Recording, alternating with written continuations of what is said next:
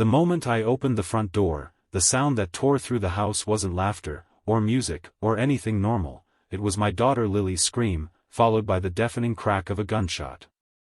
I froze for half a second, then sprinted down the hallway, my heart ripping out of my chest as I saw her collapsed on the floor, blood spreading across her shirt like a nightmare I couldn't wake from. And standing over her, still gripping the gun with a twisted look of satisfaction, was HOA Karen. "This is what happens when people ignore noise rules," she sneered, as if shooting a child was a punishment she believed in. I felt my soul turn to fire.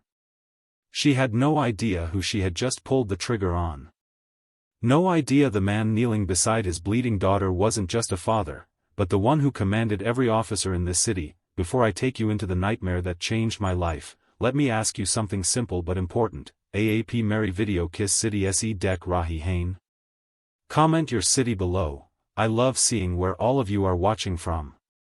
And before we begin, please subscribe to the channel, so you never miss the emotional, shocking real-life inspired stories I create for you. Now, my name is Daniel Hayes, a single father who raised his 12-year-old daughter Lily with everything I had. Most people in our neighborhood only knew me as the quiet guy who lived at the end of Cedar Ridge Lane, the man who mowed his own lawn, paid his dues on time, and smiled politely at the mailbox. What they didn't know, what I never showed, was that I also happened to be the chief of police of the entire city. I never used my rank to intimidate anyone, never asked for special treatment, and certainly never threw power around. I just wanted a peaceful life for my daughter, but peace doesn't last long when someone like HOA Karen lives 2 houses down. From complaining about the length of our grass to accusing my daughter's piano practice of polluting the community, Karen had made it her mission to torment families in the neighborhood. Still, I ignored her, choosing calm over conflict, for Lily's sake. And for a long time, that worked. Our home was filled with laughter, homework sessions, pancakes on Saturday mornings, and music drifting out of Lily's room. It was ordinary. It was safe. It was ours. But then last night came, the night when everything we knew collapsed in a single gunshot, and the woman who claimed to protect community rules crossed a line she never should have touched. The moment the gunshot ripped through the house, time didn't just slow, it shattered.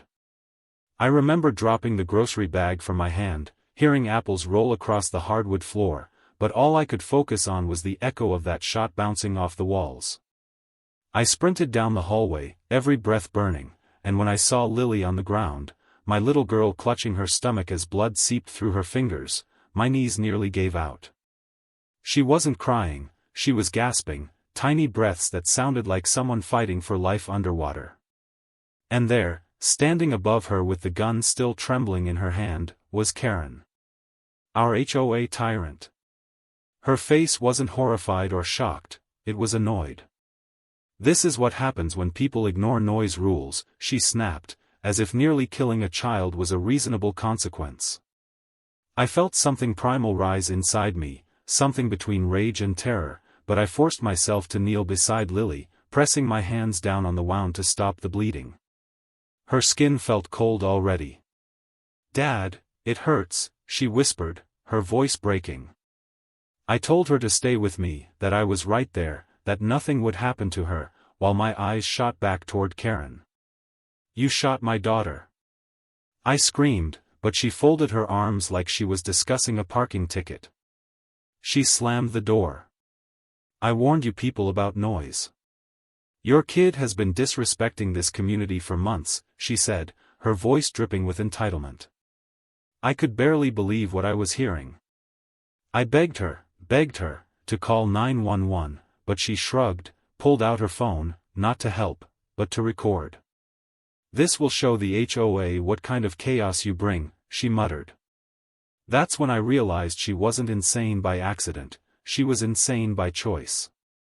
Thankfully, a neighbor who heard the gunshot called the police, and soon red and blue lights flashed outside the windows. 2 officers burst inside, guns drawn, yelling for everyone to put their hands where they could see them. Karen immediately put on her innocent act, screaming, "He attacked me. He pushed me." His daughter rushed at me, pointing at me like I was the criminal. My shirt was drenched in my daughter's blood, my hands shaking over her body, and yet somehow Karen managed to twist the scene into one where she claimed self-defense. The officers hesitated, confused, as she continued her Oscar-winning performance. "They've been violating noise rules for months. That kid is always slamming doors, playing piano, being disrespectful." I feared for my life, she cried dramatically. I couldn't even speak. I was too busy keeping pressure on Lily's wound, whispering her name over and over, terrified of the way her eyes kept fluttering closed. The officers finally approached and realized the situation was far from what Karen described. One knelt beside Lily, calling the paramedics, while the other asked Karen to hand over the weapon. She refused at first, claiming it was her constitutional right, until the officer forcefully removed it from her shaking hand. When the paramedics arrived, everything became a blur of commands: "We're losing blood, get her stabilized, move fast," as they lifted my daughter onto the stretcher. I tried to follow, but one officer held me back. "Sir, we need a statement." I wanted to scream at him, shove him aside, run after Lily, but I swallowed it down. I knew the system. I knew exploding wouldn't help her. So I breathed once, sharply, and forced myself to answer their questions while listening to the ambulance roar away. Karen watched it all with her arms crossed, smirking like she had won. She even leaned toward the officer and whispered, "This is what happens when you let disrespectful families move in." Another neighbor stood at the edge of her lawn, phone up, recording everything, not to help, but to post on the neighborhood group chat, no doubt twisting the narrative before the truth spread. The officer finally let me go, and I ran outside, just in time to see the ambulance disappear around the corner. I stood alone on the driveway, hands shaking, shirt soaked, heart crushed under a weight I'd never known. I wanted justice. I wanted answers. I wanted to tear the neighborhood apart until everyone knew what Karen really was. But I couldn't lose control, not yet. Not until I knew Lily would live. As I walked back inside to grab my keys, I passed Karen, who sneered, "Good luck explaining this to the HOA. I warned you people. Rules are rules." I stopped in my tracks, turning slowly to face her. She had no idea, absolutely no idea, who she had just crossed. She didn't know I wasn't just any father. She didn't know the entire police force answered to me. And as she walked back home confidently, unaware of the storm about to hit her life, I whispered to myself, "You shot the wrong child." Then, as the house fell silent, a soft mechanical click echoed through the hallway that I looked up at the ceiling, and saw the tiny red light of my home security camera blinking. Karen had forgotten one thing: the house camera caught everything. When I reached the hospital, the world felt like it was made of glass. One wrong breath and everything would shatter. Lily was rushed into emergency surgery, doors swinging closed before I could even touch her hand. A nurse stopped me gently, telling me they would update me as soon as they could, but all I could do was stare at the thin line of blood on the floor that marked the path they had wheeled her through. I felt helpless, but in that helplessness, something else ignited. I stepped outside, calling the station, and ordered them to send the officer's body cam footage directly to my secure device. As the files downloaded, I opened the home security footage first, fingers trembling. And there it was, Karen bursting through my back door without permission, shouting about noise, pointing the gun at my daughter before Lily even had a chance to answer. The shot echoed again, this time through the speakers of my phone, and I felt the rage build so strongly it almost drowned me. This wasn't an accident. This wasn't panic. This was Karen deliberately escalating a noise complaint into violence. Body cam footage from the responding officers showed Karen immediately crafting a lie, stepping over Lily's bleeding body as she painted herself as the victim, claiming she was threatened by a child. Watching it made my stomach twist. And then the moment came, the moment that would flip the entire case. As officers asked me again for identification, frustration boiling inside me, I reached into my jacket and pulled out my badge. The chief's badge. The silver glint reflected across their faces, and their expressions transformed instantly from routine professionalism to wide-eyed shock. "Chief Hayes," one whispered, almost stumbling back. Karen, who had been hovering nearby, rolled her eyes dramatically, until she saw the badge too. Her face went white. She blinked, confused, staring at it like it couldn't possibly be real. You're not the chief," she stuttered. I didn't even bother responding. The officers snapped into full protocol, apologizing, repositioning themselves, removing Karen from the immediate area, one placing a hand on her arm. "Ma'am, we need you to step aside." Karen panicked, jerking away. "This is harassment. I'm on the HOA board. I make the neighborhood rules. You can't treat me like a criminal." Her voice cracked slightly at the last word. For the first time that night, she realized she wasn't in control. At that exact moment, neighbors started gathering outside the hospital entrance, whispering among themselves. People who had once eagerly taken Karen's side, people who had complained about my daughter's piano practice, who had echoed Karen's ridiculous noise concerns, now looked horrified. A couple approached me cautiously, telling me they saw Karen running toward my house earlier that evening, muttering about teaching someone a lesson. Another neighbor shakily admitted she heard Karen screaming before the shot. Suddenly, the crowd that had once judged us was lining up to give statements. Karen watched it all unfold, face twitching with fear and denial. "You're all lying," she snapped, pointing at the neighbors.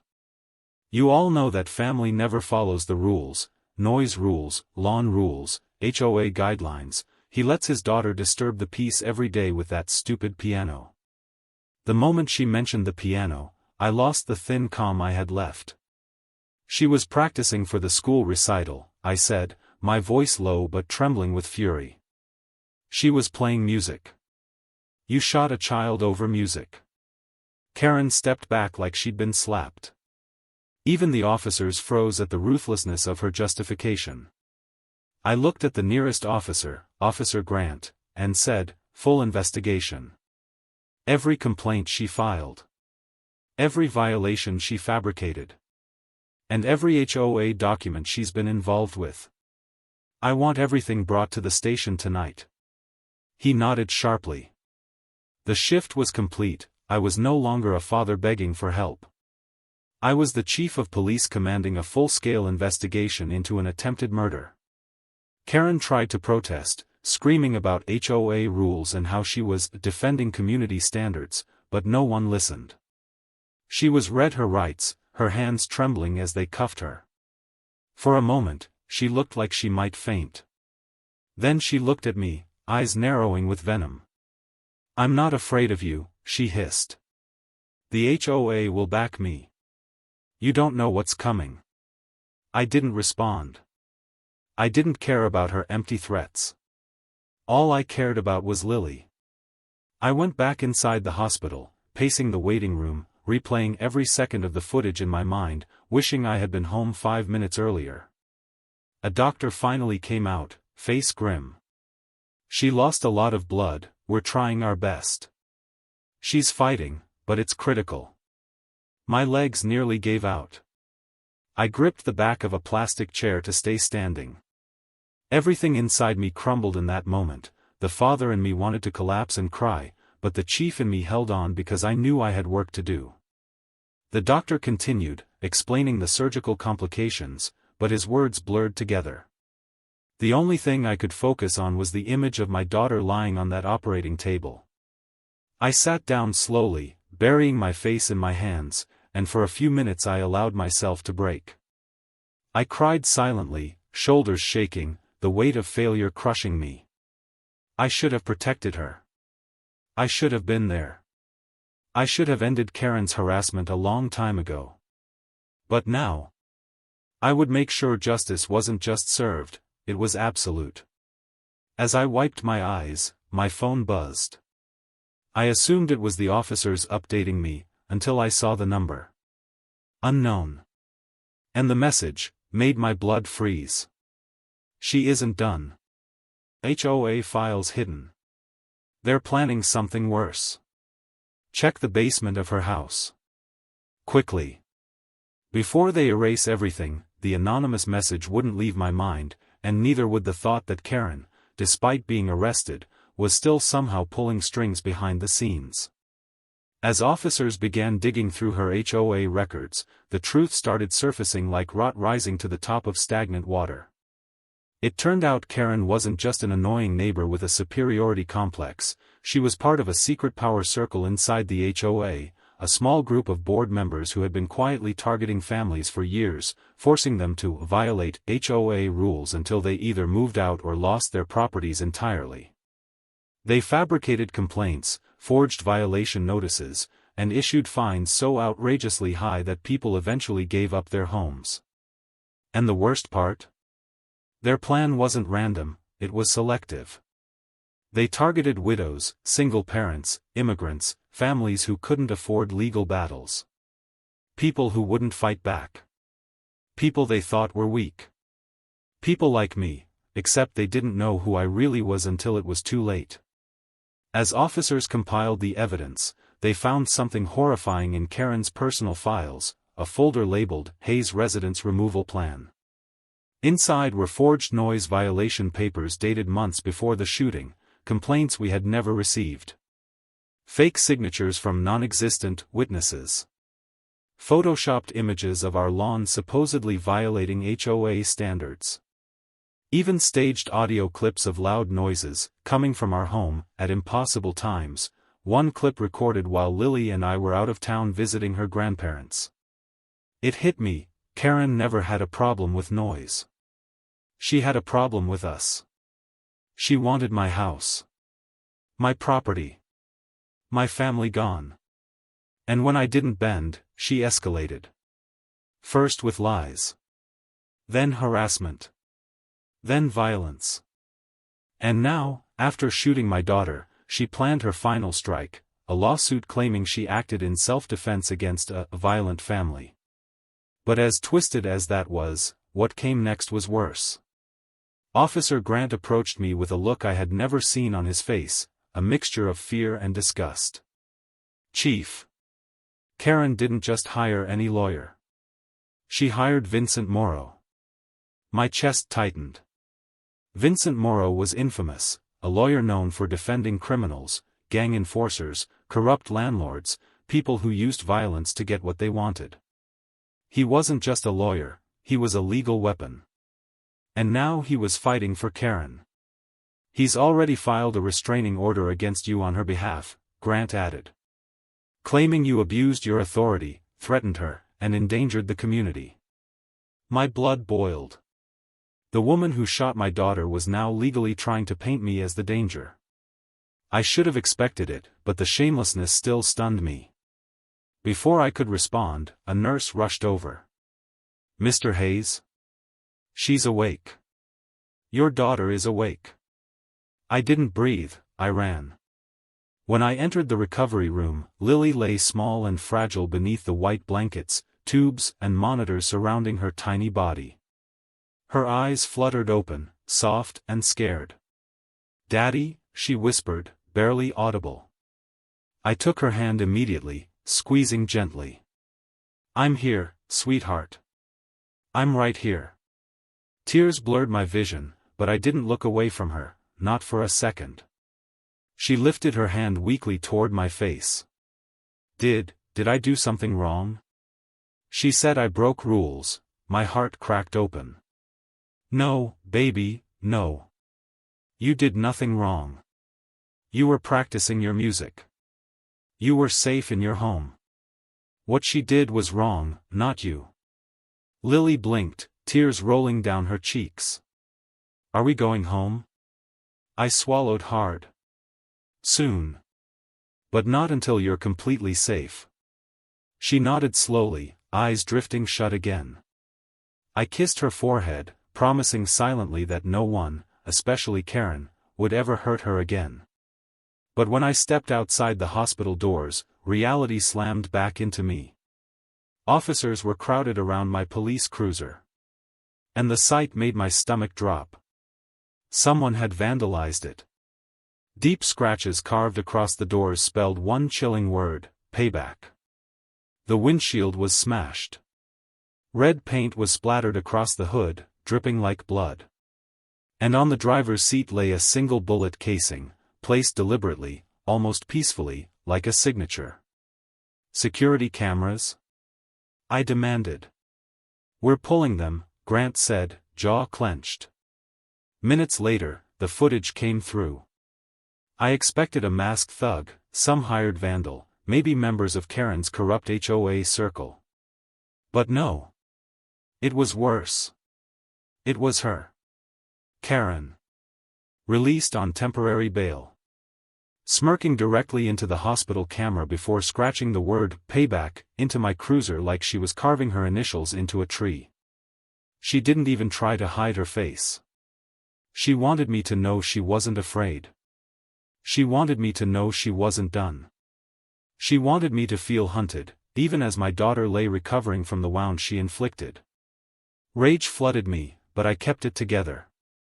I ordered officers to immediately arrest her for vandalism, intimidation, and violation of bail conditions. But before they even formed the team to go to her residence, something worse happened. Word came through the radio. A 911 call. From my street. Chief, we got a break-in at your residence, again. My blood ran cold. Who?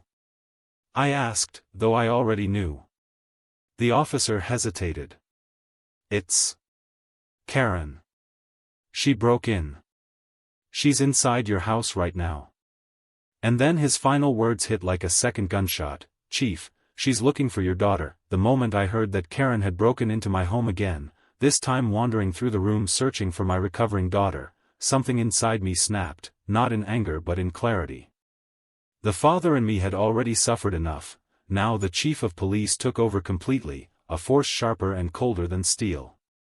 I ordered every available unit to my street, activating an emergency code reserved for officer-down situations. Within minutes, sirens echoed across the neighborhood as squad cars surrounded my house.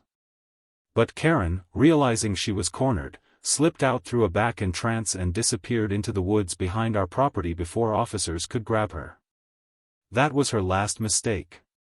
That night, I assembled a task force, 6 of my most trusted officers, people who had served under me for years and understood the gravity of this case not just as a crime but as a betrayal of community safety. We turned the station's conference room into a war room. Evidence boards went up, timelines were built, Karen's connections inside the HOA mapped out. Everything pointed to a corrupt network rooting itself through the neighborhood like a cancer. She wasn't acting alone, not even close.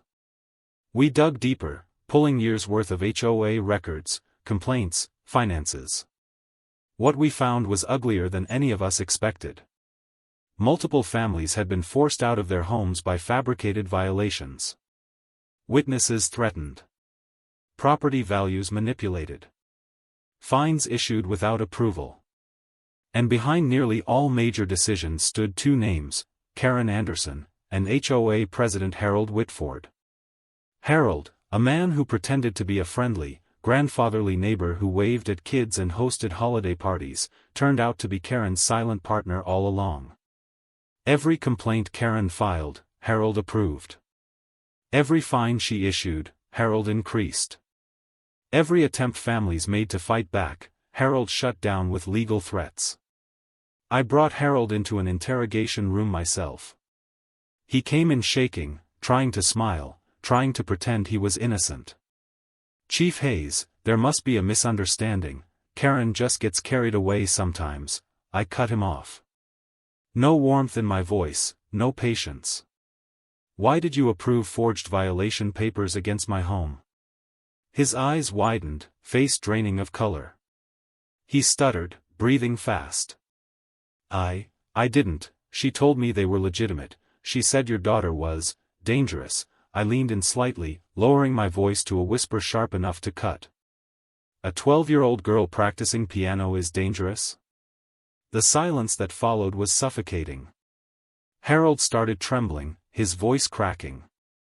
Karen told me to sign, they were her idea, not mine, I swear. She said we needed to remove families who didn't follow community expectations. I watched him crumble, the facade falling apart piece by piece. But I wasn't finished. I slid a photo across the table. It showed Karen holding the same handgun she used to shoot my daughter, but taken months earlier. "Do you recognize this weapon?" I asked. Harold nodded slowly, terrified. "Yes, she kept it in her car. Said she uses it for self-protection." I slammed my hand against the table. This gun was used in another assault 3 months ago. A case with no suspect. A teenage boy reported being threatened with a gun by a crazy neighborhood woman who chased him off public property. Harold's jaw dropped. He looked genuinely stunned. "She told me that incident never happened," he whispered. "She said it was a rumor." The pieces clicked together. Karen had been dangerous long before she shot my daughter. We pulled old 911 calls, neighborhood messages, unreported complaints, and a chilling pattern emerged. Karen used her HOA power to silence victims, labeling their cries for help as rule violations or community misunderstandings. She was a predator hiding behind paperwork. Back at the hospital later that evening, Lily woke again. Her eyes were clearer this time, though pain still danced across her face. She whispered something that made my heart stop. "Dad, she didn't just shoot me." My stomach tightened. "What do you mean?" Lily blinked, fighting memories. Before she pointed the gun, she said something. "She said she warned you. That she would finish what she started. And that I should have told you to obey." I felt the world tilt. Karen wasn't aiming at Lily out of panic, she was delivering a message meant for me. A punishment. A warning. A declaration of war. I stepped outside the room to breathe, my hands shaking with fury. At that exact moment, Officer Grant ran toward me. "Chief." We tracked her car. "She's trying to flee the city, she's on Highway 94 heading north." I straightened instantly, everything inside me turning sharp and focused. "Set up a highway block. I'm coming." 15 minutes later, I was in the back of a patrol SUV racing down the interstate, lights blazing through the night. Officers ahead radioed updates. Karen was speeding, weaving between cars, nearly causing accidents. She wasn't just escaping. She was desperate. Dangerous. And then, the call came in, "Chief, she's slowing down near exit 14. Something's wrong with her vehicle." We sped forward, approaching the scene cautiously. Karen's SUV was pulled over on the shoulder, hazard lights blinking. Officers aimed their weapons, shouting commands. I stepped out slowly, scanning everything, and then saw something that made every muscle in my body lock. Karen wasn't alone. Someone was sitting in the passenger seat. Someone pale, shaking, gagged, tied at the wrists. Someone I recognized instantly. HOA President Harold Whitford. His eyes met mine, wide with terror, pleading silently for help. Karen stepped out of the car slowly, her face contorted with a manic calm. "You think you can take everything from me?" she snarled. "You think you can ruin my life?" I warned him. I warned everyone. I'm not going down alone. She yanked open Harold's door, gripping his collar as he whimpered. And then she said the words that tightened the night into a noose, "If I'm going down, Chief, your whole neighborhood goes with me." The moment Karen was taken into custody after the highway standoff, everything shifted from chaos to cold, controlled precision. She was dragged into the interrogation room, still thrashing, still screaming, still insisting she was the victim, while HOA President Harold Whitford was rushed to the station, shaking violently and begging officers not to leave him alone. I didn't go in immediately. I stood behind the one-way glass, watching Karen pace like a trapped animal, her hair matted from sweat, her eyes darting around the room like she was searching for an escape that didn't exist.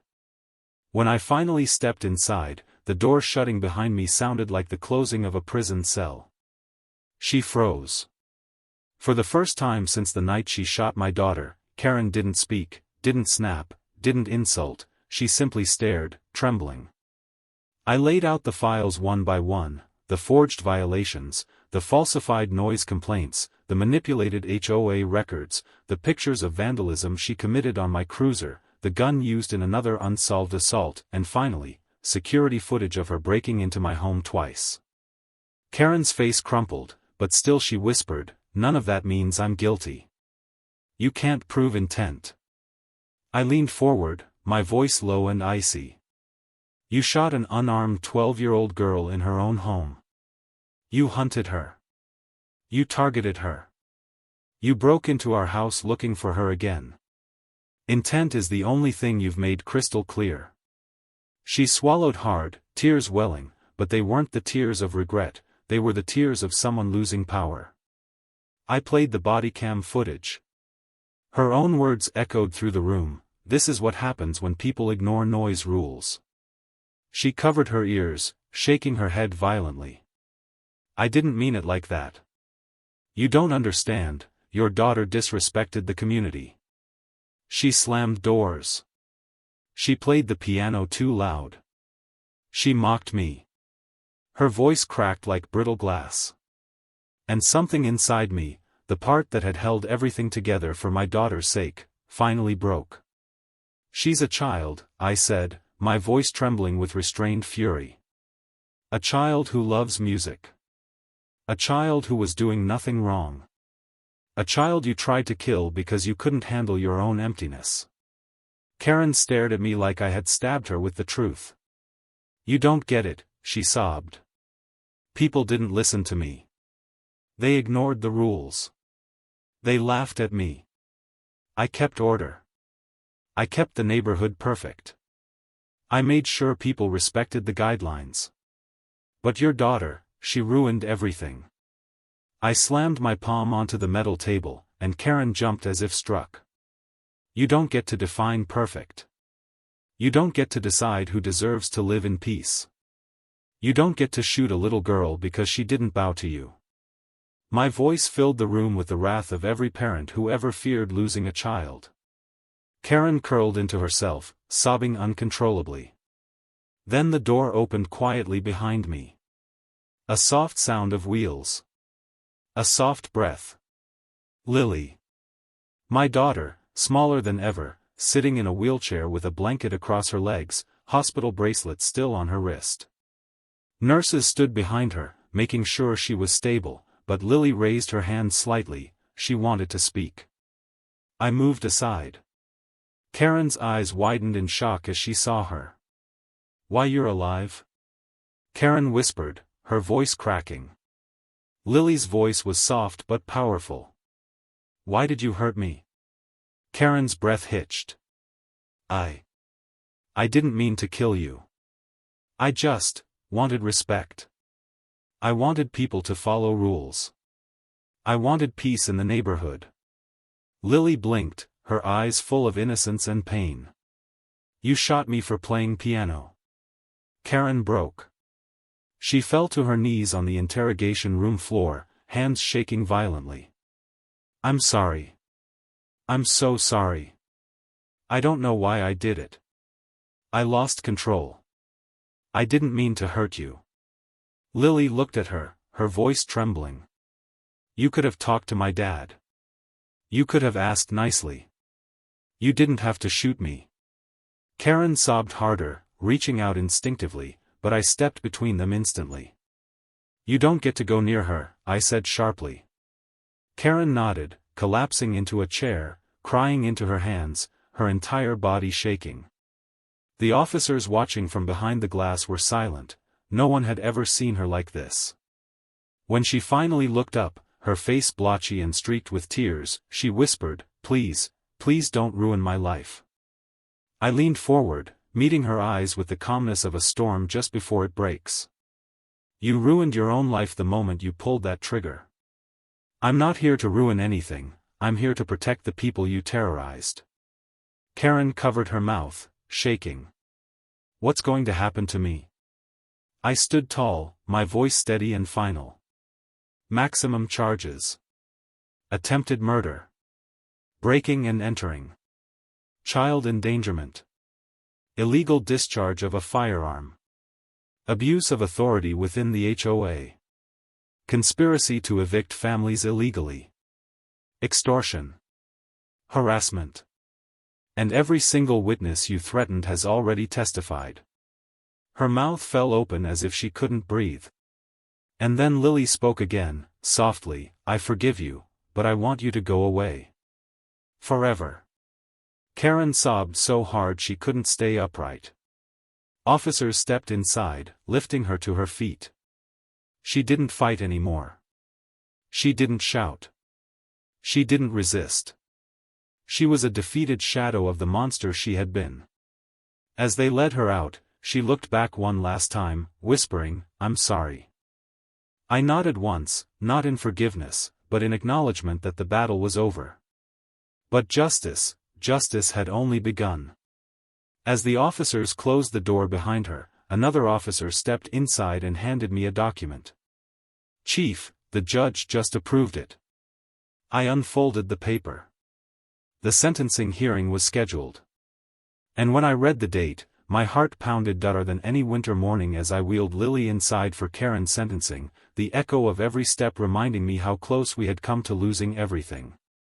The courtroom was packed, neighbors, reporters, former HOA victims, and officers who had served alongside me for years.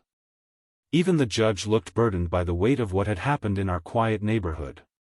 Karen entered wearing an orange jumpsuit, hands cuffed, eyes hollow. Gone was the entitled woman who once ruled the HOA with an iron fist. Now she was a shell, shaken, trembling, and finally forced to face the destruction she created. When the judge read the charges, Karen visibly shrank. Karen Anderson, you are hereby sentenced to 32 years in federal prison for attempted murder, child endangerment, armed assault, harassment, unlawful break-ins, property vandalism, conspiracy to defraud homeowners, and abuse of authority under HOA governance. Gasps filled the room. Karen broke into silent tears, but unlike before, these tears weren't manipulative, they were defeated. She whispered barely audible, I'm sorry, Lily, but my daughter only stared quietly, gripping my hand a little tighter. As officers escorted Karen away, she turned once more, eyes filled with a haunting mix of regret and disbelief, yet no one reached out to her. No one defended her. No one saw her as a victim anymore. She had built her empire on control, fear, and lies, and it crumbled today in front of the entire city.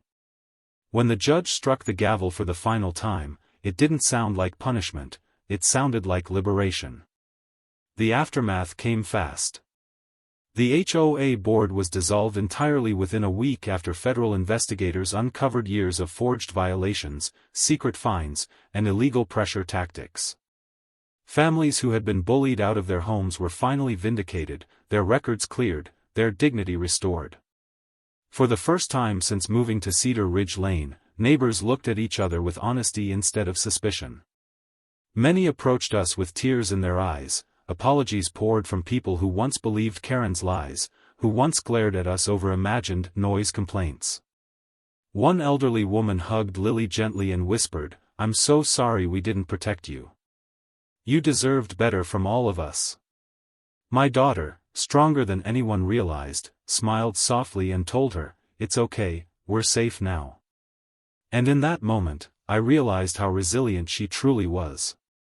Back home, the house felt different, not haunted by fear, not stained by memories, but reborn. Officers installed new security systems, the neighborhood formed a volunteer watch group, and I established a new program through the police department, Community Safety and Compassion Initiative, designed to ensure no HOA, landlord, or authority figure could ever abuse power again. The city supported it overwhelmingly.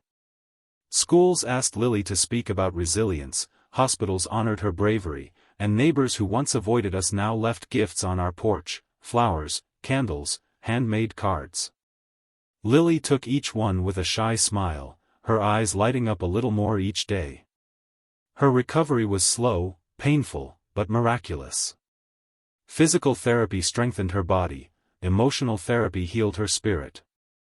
I stayed by her bedside every night, watching her sleep, listening to her breathe, grateful for every heartbeat. And every day she grew stronger, sitting up longer, standing a little straighter, taking her first steps again with determination that humbled everyone who saw it. The girl who had been shot over a noise complaint was becoming a symbol of hope for the entire community. Then came the night that changed everything for me. I was sitting in the living room, exhausted after a long shift, when I heard soft notes floating through the air. Piano notes. I froze. Lily hadn't touched her piano since the shooting, not once. I moved slowly toward her bedroom, and when I opened the door, she was sitting at her keyboard, fingers trembling but brave. She looked at me with watery eyes and whispered, "Dad, this is for you." And then she played, the softest, most delicate melody I had ever heard. Each note was a heartbeat, each chord a promise. It wasn't perfect, she stumbled, her hands shook, but it was the most beautiful music in the world because it meant she was reclaiming something Karen tried to steal from her. I sat beside her, tears falling freely, listening as my daughter played through pain, through fear, through memory, turning trauma into strength.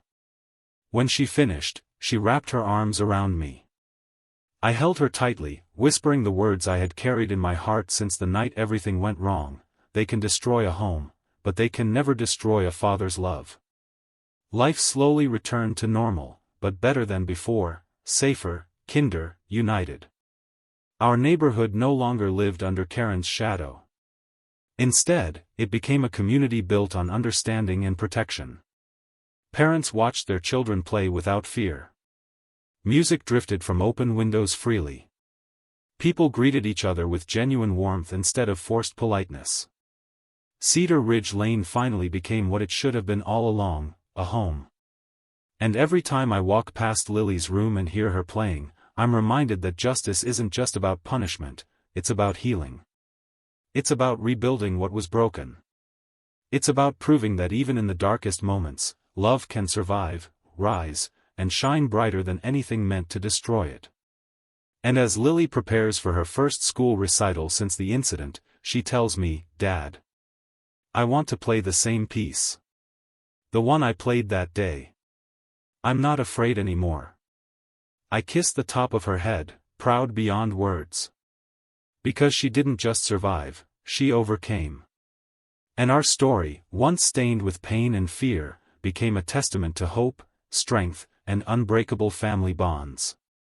Justice may have been delivered in the courtroom, but healing was delivered right here at home. That if this story touched your heart even for a moment, if you felt the fear of a father, the pain of a daughter, or the relief when justice was finally served, then I want to hear from you. Tell me which city you're watching from. Your comments help this community grow stronger every single day. And if you believe Karen deserved every consequence she faced, comment justice in bold letters so the whole world sees that good people still stand together. Your support means everything. Before you go, make sure to subscribe because every week I bring you powerful, emotional, real-life, inspired stories just like this, stories of courage, survival, and families who refuse to break. Your likes, comments, and shares help these stories reach more people who need them. Thank you for watching, and for standing with us until the very end.